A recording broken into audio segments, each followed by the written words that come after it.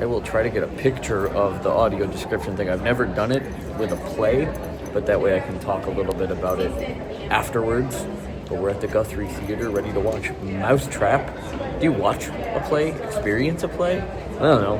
One of the two. And we're going to try it with audio description because it's that evening. So they have ASL, closed captioning, I think, and then also audio description available. So we'll see how that goes. Well, you've heard it before, but I am still in the process of getting this space ready. Just filming with a different sound angle. Sound angle? That's not a thing, but it is now. It is a sound angle and a lighting angle, and everything is a little all over the place, but we're rolling with it anyway. Welcome back to the How Accessible Is series. Today I've got a bit of a different one for you. This one is on the Guthrie Theater in Minneapolis, Minnesota. And this was something I definitely was not expecting to be what it was, and that is certainly a good thing. And I'm not much of a theater person. I haven't really gone to proper theater productions as an adult. You know, the last time I did anything of that description was probably in college for some of my classes, and those experiences were far from accessible. And so I would go get the most out of it that I could and move on.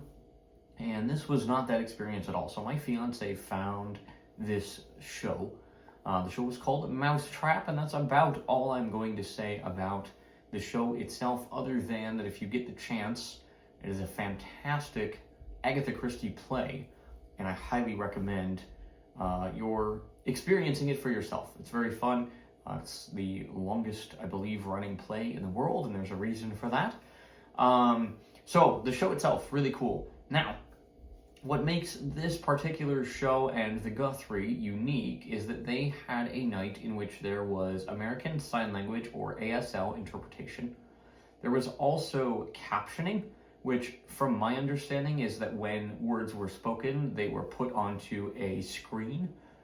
And then what I got the most use out of, which was this descriptive service that was provided by the amazing Laura, who I'm going to throw a picture of myself with Laura up right now.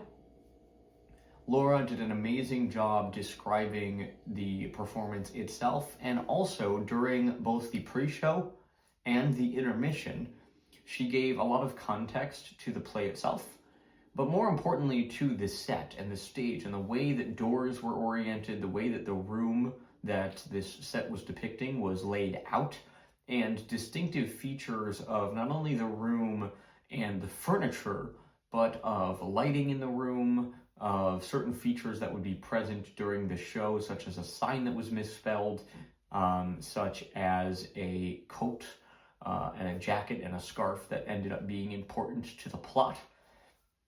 And what I really appreciated is that she did all of this without interrupting the dialogue of the show itself, and also gave warning when there were loud noises during the course of the production.